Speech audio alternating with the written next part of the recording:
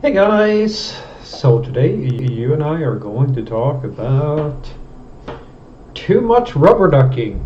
So let's get into it. So the question in question was a little bit of a story.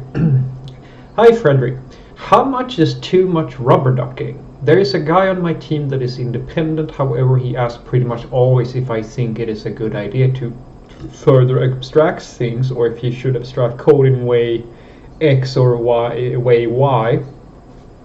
And I get it, not everything is black and white, but I feel overall that he is a team player and he is really, but he's really sensitive to not step on anybody's toes, so he asks all the time for second opinions.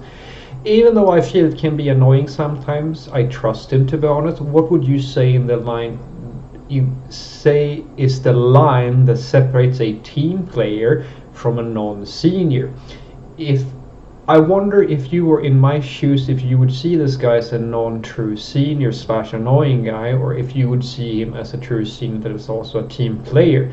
I realize this can be very nuanced, but just wanted to know your thoughts on this, to be honest. Love the content, keep it up. Thank you.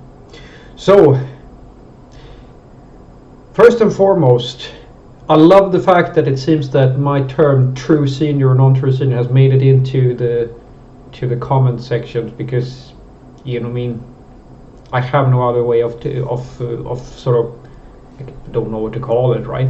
But the thing that is important for you to know, I argue at the very least, at least when I use the term, is that it's not necessarily the case that you're just like someone is annoying, or like oh, if you're not a true senior, because I'm not going to be the guy who's going to sit here and say that I know exactly what it means to be like a true senior, stuff like that, because I've said it 100 times before, guys. No one can define this so that everybody agrees on what it means.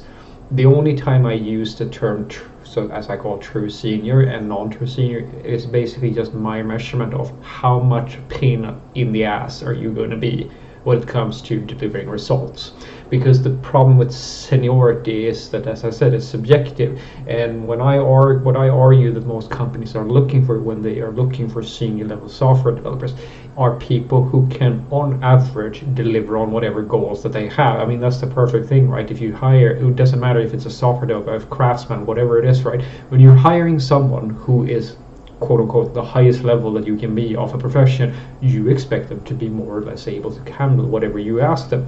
That's kind of tricky for some professions, but that is of course the ideal case from people on the outside looking in. Yeah, this person is going to fix everything, right?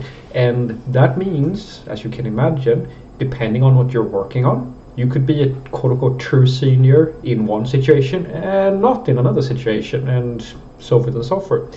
All I know is that the people that I consider true seniors are usually people who can handle every situation regardless of what it means, more or less, regardless of company. Like, they are on average always getting the jobs, they're on average always doing really well, and so forth and so forth, and there's no problems that they can't really solve without maybe minimal assistance, so forth. But there's quite a lot of people who can't actively produce things, and the thing that you are describing to me sounds like more, because this, based on your explanation here, I cannot tell you if you're talking about a true senior or not a true senior.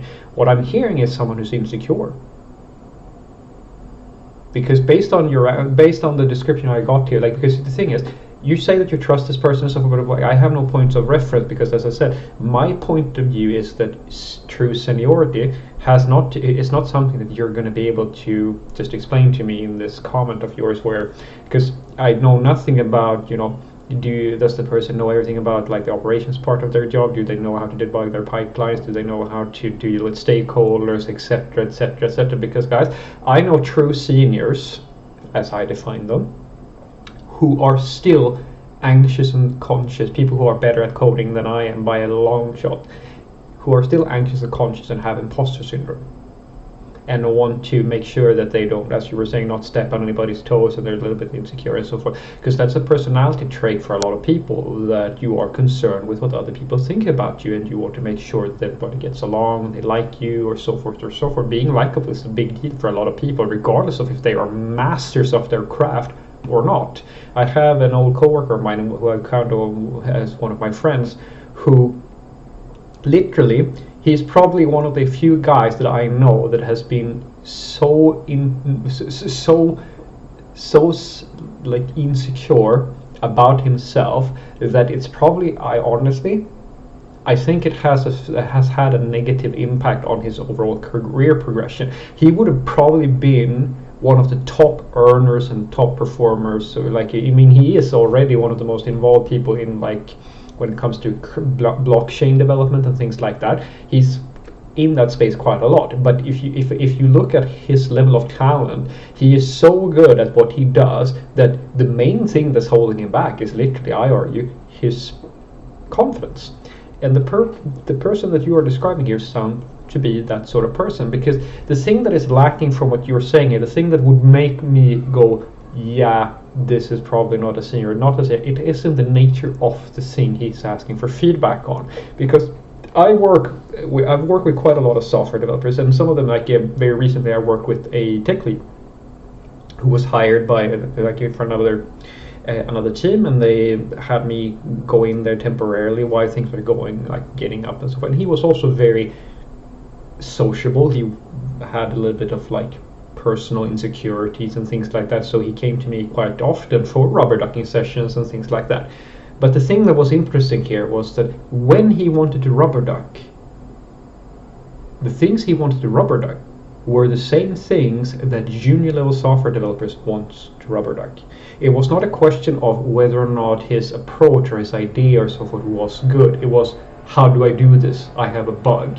I don't know how to write a unit test. Like that, it's the nature of the things that you are discussing. Because the thing with the rubber ducking is, like, if you do it too much or too little, it very much depends. I mean, everybody's different here. I like, for example, my favorite strategy, if you want to see my approach, what I usually do is that I don't just call in people, hey, do you have time to rubber duck or something, unless I really have something that I really need to go through with someone.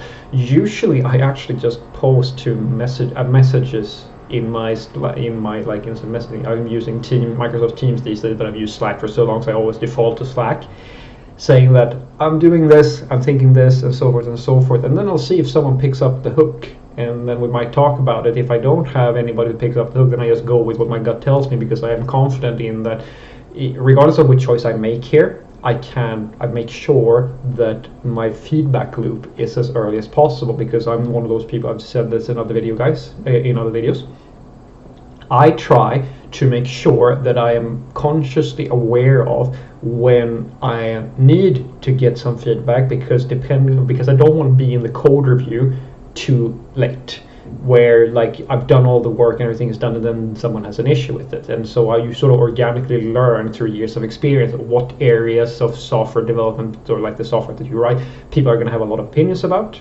and what they're not going to care about.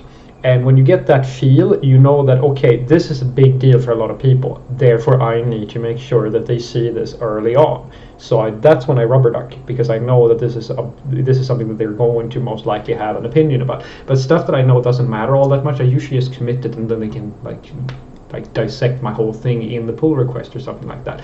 And then, of course, I try to write my code in such a way that it doesn't really matter if they want me to change an approach or anything like that, because I can accommodate their needs to the greatest extent of, to whatever extent that they want, right? But as I said, that is the thing that dictates to me whether or not this person that you're talking about, like if they're a true senior or not a true senior, it has to do with what are they asking you for help with. Because if they literally, I say as a good rule of thumb, if the person is rubber ducking with you about things that basically, it's not a matter of taste here, it's not a matter of, oh, we'll do like this approach versus that approach. If they're solving the issues and they just want your flavor or your take on which solutions, and both of these solutions or whatever solutions they have on the table are good solutions, then yeah, it's probably just that they're a little bit insecure in themselves. But if it's on the other hand that they're using you as a crutch, because basically they can't make progress, or like they can't make sense of the whole thing, and you see that repeatedly over and over, then you're probably dealing with a person who isn't all that great at the craft. And that's the way I would say, okay, that's probably not someone who's really, really knowledgeable or things like that. It doesn't necessarily mean that they don't have a spot in the team, or they're not, because as I said, guys, this is how it is to work with juniors, or in some cases mid-levels as well, where their rubbing ducky sessions are much more about you as the more experienced person trying to guide them through how to deliver the software. In more serious discussions with more experienced people, it's less about, because you all, like, when I sit with my fellow, like, I work as a principal in Unity these days, with my other principal, like, we barely ever discuss the practical implementation. We always mostly talk about, okay, we can use these methods or that method. Nobody's talking about, like, okay, which library do we use or stuff like that, because that is like circumstantial. Like, it doesn't really matter for the whole conversation, because we know, like, everybody sort of knows, like, yeah, there's like 5 ways of solving this problem probably, and therefore you sort of get into this vibe where that's just, it's the almost inferred from the conversation how you're going to solve it. So what I want you to take away from this is that I have no way of telling you what too much rubber ducking is. My rule of thumb is very simple. If you want to figure out, and it's honestly, guys, it's the same. It doesn't have to be rubber ducking. It has to do with support. It has to do with everything. And I hope you can sort of feel me out and sort of understand what I'm saying based on like this observation. Can you determine if the person asking for help, regardless of if it's in the code review, if it's support or checking third party like logs or whatever you're doing, doesn't matter what it is, are they coming to you because they can't do it without you, or are they coming to you because they want to just see what your opinion about their working solutions will be? Those are two very different things. If a person is unable to go without you, or like they use you as a crutch to bridge the fact that they themselves don't really know, that's probably a behavior you want to address in some fashion. When it comes to the other version, it has to do with security, and here it's really easy because it really comes down to you. If you find it to be annoying sometimes, you can have an honest conversation with people about it and so forth. The thing that I usually give as a controversial suggestion, because I'm very sorry to say that I'm one of those people who have had quite a lot of experience working with the people who can't really handle criticism or anything like that, or people asking to keep their distance and stuff like that. Sometimes the easiest way to deal with people who are a little bit too annoying when it comes to like certain things, it's just to be busy. Just say that you're busy. And then when you feel like you refreshed yourself and feel like you're in the right mood to talk to them and so forth, because trust me, you don't have to say it to anybody, guys, but being sort of fed up of having like every 5 minutes something to check on with your coworker can be annoying for some people. And I think everybody can relate to that to a certain point. And then just being like telling a little white lie, saying that you're busy for the moment until you feel refreshed, and then helping them. It's a viable strategy. It will probably be the nicest thing you can do.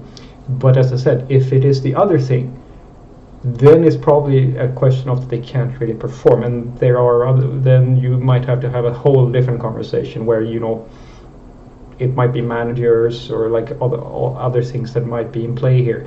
But as to the question of what the true senior is, and if this person is a true senior or not, I can't tell based on what you're saying, because to me, a true senior is an individual who, as I said, can handle all the circumstances that they find themselves in, and deliver and so forth and so forth. And I'm not reading anything based on what you're saying. It sounds more to me that this is a person who has maybe a little bit of insecurities. And trust me when I say this, guys, I know a lot of true seniors, true masters of the craft who falls in that category. Have a great day.